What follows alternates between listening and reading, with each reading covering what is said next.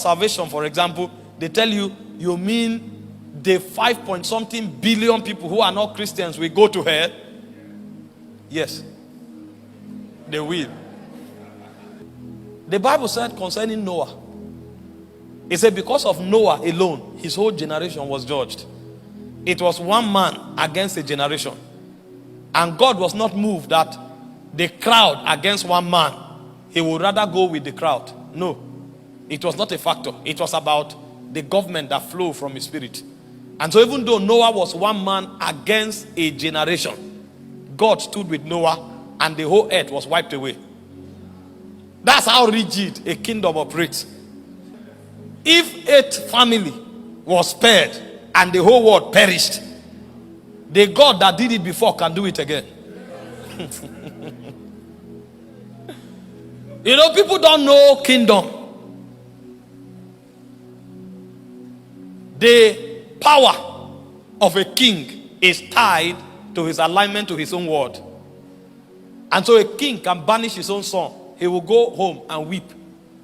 But his word will stand. That's how kingdoms operate. The king himself is under the law. I'm using the word kingdom so you understand the severity, the rigidness of its operation. This is not a political setting where you vote things in or out. This is not a democratic setting where majority carries the vote. This is a government that is regulated by a monarch. And because it's regulated by a monarch, your opinion, if in disalignment, does not count. It is not a democracy. It's not based on popular opinion. It's based on the will of the king. And so you must understand what the king wants, align with it for you to make progress.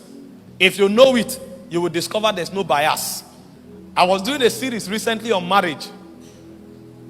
And I said the husband and the wife are not friends. They can build friendship, but they are not friends. Friendship exists between husband and wife, but they are not friends. The husband is the Lord. That is kingdom.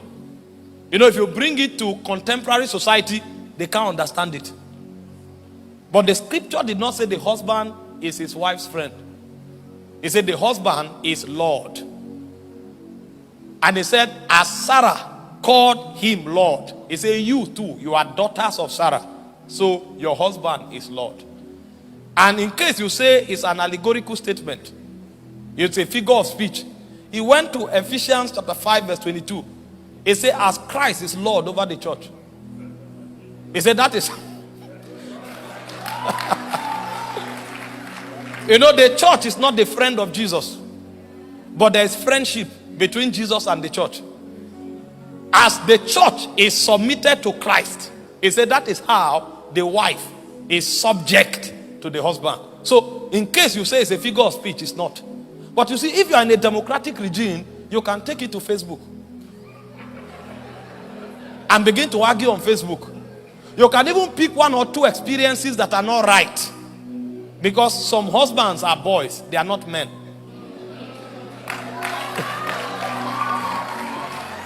And so because a boy maltreated his wife, you can use that boy as your justification. And say this boy killed his wife, this boy oppressed his wife.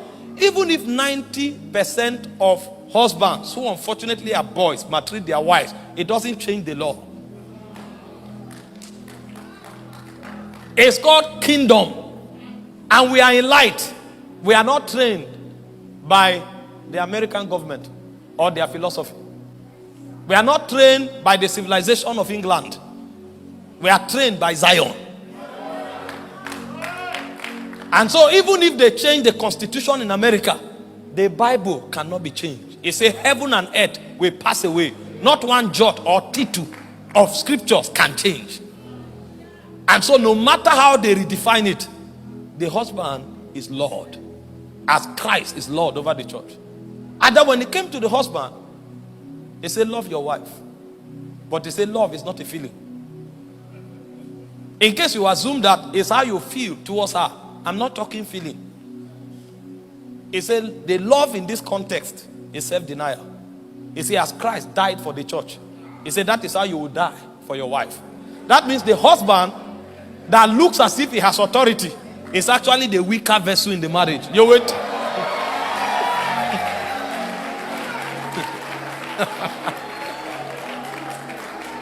And he told the husband, he said, if you don't relate with her with that understanding, he said your prayers will not be heard. That means your priesthood is under attack if you don't relate with your husband, your wife, as a slave. In the position of self-denial, your priesthood is under attack.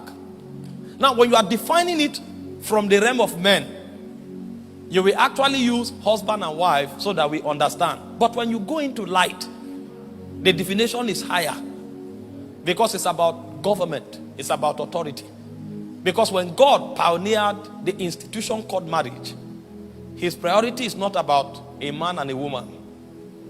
Because it was Paul that went into the spirit and began to teach us why marriage was designed the way it was designed. And when Paul told the woman to submit to the man, he said, because of the angels. That means before men were created, God was dealing with spirits and angels. And one of the things that defined the civilization of heaven is authority. But you see, time and again, angels rebelled against the authority of God. Because once upon a time, Lucifer said, I will exalt my throne. Because God gave him opportunity. He is a dominion. If you look at the Kedar of the spirit realm, you have thrones, you have dominions, you have principalities, you have powers, then you have messengers. The messengers in light are called angels. The messengers in darkness are called demons. So Lucifer was a dominion. And a dominion is a prince that has a territory. That's why when God created man, he created him as a dominion. He said, let them have dominion. And because man is a dominion, he gave him the earth as his jurisdiction. The jurisdiction of Lucifer was 1/3 of the angels.